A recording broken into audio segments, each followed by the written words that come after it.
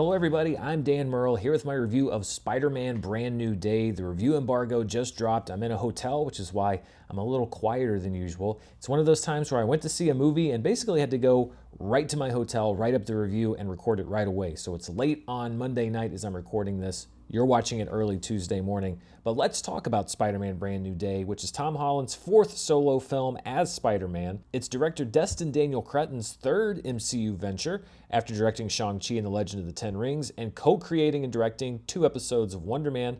Chris McKenna and Eric Summers are also back for a 4th time as writers for this franchise. After writing the last 2 Spider-Man films as a team, they also contributed to the screenplay for Spider-Man Homecoming. Now, there's been a lot of secrecy around this movie, as there was around the last film, and I am not going to spoil anything that wasn't already in trailers or promotion material or anything like that. What I will say is that if you've seen trailers for the film, I'd say that there are some things that you've seen that are presented while hiding other parts of the film, and then there are just some parts of the movie that have been hidden entirely. And unless you are a big online leaks person, then what I will tell you is that you don't know everything that this movie is about. There are big chunks of it from which I don't think you've seen anything in any trailer. What I think is safe to reveal is that this movie picks up following No Way Home, with Peter Parker now truly on his own after everybody on Earth forgot who he was at the end of the last movie. This allows the film to play in the familiar existential torture of Peter Parker that we've seen in other Spider-Man movies. He's a hero who desperately needs human connection,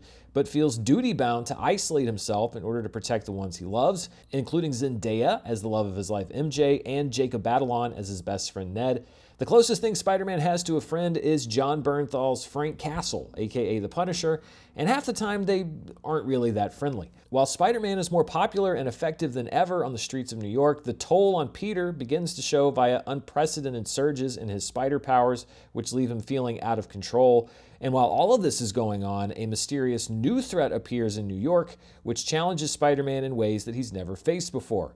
Mark Ruffalo returns as Bruce Banner, whose history as the Hulk may provide some answers to the changes in Spider-Man's DNA. Severance's Tremel Tillman plays the head of the Department of Damage Control, who enlists Spider-Man to help manage this new threat. Michael Mando returns as the Scorpion, and Liza Colon-Zayas, I think, brings a warm presence to this film as Spider-Man's main contact at the NYPD. And then there's Sadie Sink, who Marvel has confirmed is in the film. Rumors have been flying for months about what her role is, who she's actually playing in the movie, but I'm not going to spoil that. So much like Marvel, all I'll confirm is that she is indeed in the movie. There were a lot of things I liked about Spider-Man Brand New Day, and we'll start with the look of the film. I think that this, maybe more than any other Spider-Man film, looks like a comic book brought to life. And I don't mean in the way that it's been said in the past, where somebody has taken the visuals of a comic book and translated it to look more grounded and more like it would in the real world. This movie looks like an actual Spider-Man comic book, sometimes even recreating famous Spider-Man images with vibrant colors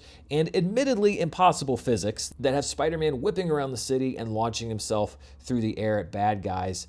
Now, I've always ranked Andrew Garfield's Spider-Man outfit in The Amazing Spider-Man 2 as my favorite movie outfit, but I think that Tom Holland's Spider-Man suit in this movie surpasses that one. I think it's my new number 1. And seeing a Spidey this colorful and vibrant do things like exchange barbs with the Punisher and fight the Hulk delighted the part of me that saw things like this in the comic books when I was a kid.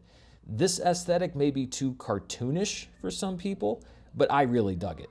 I think the performances in the movie are also on point. Now, Peter Parker went through a lot in the last movie, and I think that that presented maybe some more intense acting challenges for Tom Holland in that movie than he gets in this movie. But I still think that he's very good, and I've always liked him as the character. He really hits some very important beats in a way that makes this feel like a character who has been through those things and who has matured and who is in a different place than when we last saw him.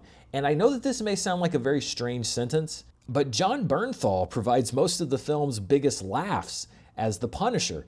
He and Spider-Man occupy polar opposite mentalities when it comes to fighting crime, and in this movie, that's used to cast the two as a constantly bickering odd couple with a buried respect for each other, sometimes. Now, is this consistent with the Punisher that we've seen in other MCU projects? Let me tell you something. Maybe not. I'm not quite sure that it is, but what I will say is that it works in this movie. And then, of course, we have Sadie Sink, who I will say I think is very good in the movie, but I will decline to go further into that until my spoiler review later this week. If the movie has one weakness, and this is something that you hear me say on this channel a lot, I think it's in the screenplay, but not in the critical ways that I've talked about movies in the past. Sometimes a movie will only have one or two good things, but they're kind of buried among a bunch of mediocre ones. And that's not really the case here. I actually think that each individual storyline in the movie is very well done. My only issue is that I think it's tough to combine so many different arcs or things into one movie and have them all blend together. And I don't know if the movie entirely succeeds on that point. It's a flow problem with the movie, but not really a problem with the story beats themselves.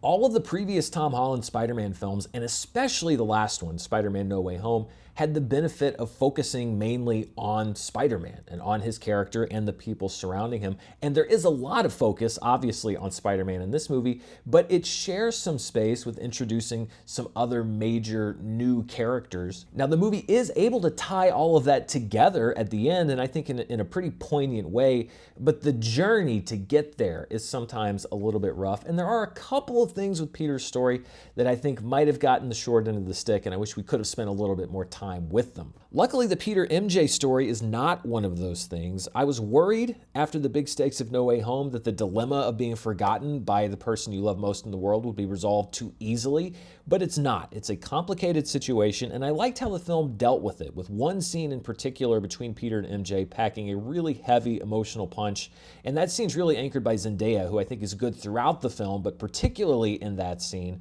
An easy solution to this problem would probably have been a crowd pleaser, but I appreciate that the film takes a tougher road and doesn't go for the easy out.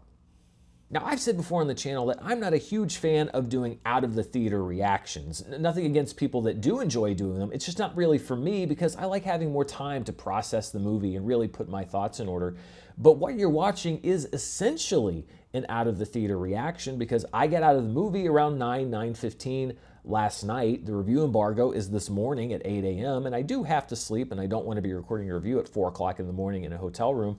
So what you're seeing is pretty close to an out-of-the-theater reaction, and I haven't had a lot of time to really ponder and think over some of the things in this film. But overall, just coming out of the movie, I would say that I enjoyed Spider-Man Brand New Day. Did I like it as much as Spider-Man No Way Home? Well, no, but I really loved that movie. I put that movie on my year-end top 10 list that year, and I stand by that. Brand New Day, for me, falls closer to my feelings on Spider-Man Homecoming and Far From Home, in that I had a lot of fun with it. I enjoyed Tom Holland's take on the character, and I feel like the film had several standout moments and sequences, and overall, an effective story. And one of the things that I really like about these 4 Spider-Man movies is that they have evolved and matured along with the characters. In a strange way, this Tom Holland Spider-Man series reminds me of the Harry Potter film series, and I guess by extension, the book series. The early films are about kids, basically, and are a little bit more lightweight, and the later ones have allowed those kids to grow up, they're a little darker, and they feature more mature conflicts while not forgetting the sense of fun that made them popular in the first place. Now, as always with the MCU, especially as we're heading into a big Marvel film like Avengers Doomsday later this year, people want to know if this leads into the next movie. And what I will say is that if that's an expectation you have of Spider-Man Brand New Day, then I think that you might be disappointed because I didn't see anything that I thought is going to feed directly into the next Marvel movie coming out at the end of the year. There is one end-credit scene at the very, very end of the credits, but even that is really just kind of a vague clue or a hint at something that might be coming maybe in the future. You actually might have more questions than answers if you stick around until the end of the credits. But at its heart, I think this is a Spider-Man film that continues the overall arc of this franchise, or at least Tom Holland's portion of it, in a satisfying way. It has a lot of heart, a lot of laughs. So on my personal scale, I'm giving it a ranking of it's good, it's solid summer entertainment, it satisfactorily progresses the story from where we left off in the last film, and it opens up some interesting new roads and might provide some hints to where Marvel is headed in the future. As I mentioned several times here in this review, there are a lot of things I can't talk about, so I will almost certainly be doing a spoiler review going up this weekend once the movie is open. But what do you think? Are you going to be heading out to see Spider-Man Brand New Day? It's looking poised for a huge opening weekend at the box office.